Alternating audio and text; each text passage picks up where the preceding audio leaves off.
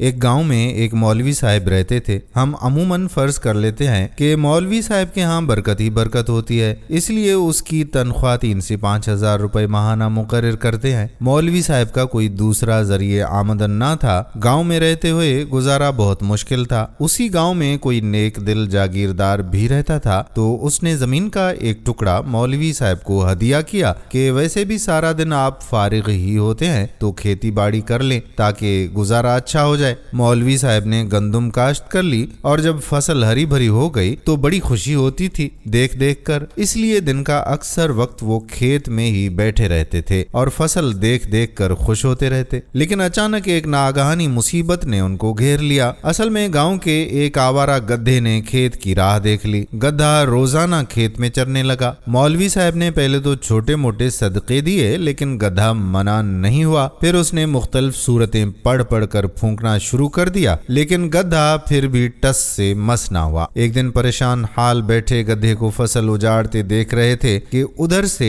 एक किसान का गुजर हुआ। गधे को चरता देखकर किसान ने पूछा, मौलवी साहब आप अजीब आदमी हैं, गधा फसल तबाह कर रहा है और आप हाथ पर हाथ धरे बैठे हुए हैं। मौलवी साहब ने अर्ज किया कि जनाब हाथ पर हाथ धरे कहाँ बैठा हूँ, अभी तक एक मुर्गी और एक बकरी के बच्चे का सदका दे चुका हूँ और कल से आधा कुरान शरीफ भी पढ़कर फूंक चुका हूँ, लेकिन गधा हटता नहीं है। मुझे तो ये भी गधा काफर लगता है जिस पर कोई शय असर ही नहीं करती। किसान के हाथ में एक डंडा था। वो सीधा गधे के पास गया और गधे को 2-4 डंडे कसकर मारे तो गधा किसी हरन की तरह चौंकड़ियां भरता हुआ भाग खड़ा हुआ। किसान ने खेत से बाहर आकर डंडा मौलवी साहब के हवाले करते हुए कहा कि क़िबला मौलवी साहब, कुरान गधों को भगाने के लिए नाजिल नहीं किया गया, गधों को भगाने के लिए अल्लाह ताला ने ये डंडा भेजा है। दोस्तों जानते हैं कि हम भी ऐसी ही कौम है। हमारे गधे हुक्मरान करोड़ों नहीं बल्कि अरबों लूटे चले जाते हैं और हम सिर्फ दुआओं और सदकात और खैरात के बलबूते पे इन गधों से छुटकारा हासिल करना चाहते हैं। जब तक कौम ऐसे लुटेरों से निजात के लिए डंडा इस्तेमाल नहीं करेगी, ये गधे मुल्क कौम के तमाम वसाइल यूं ही लूटते रहेंगे। दोस्तों कहीं ऐसा ना हो कि आप नुक्ता चीनी में मसरूफ हो जाएं, बल्कि इस वीडियो को आगे भी शेयर कर दें।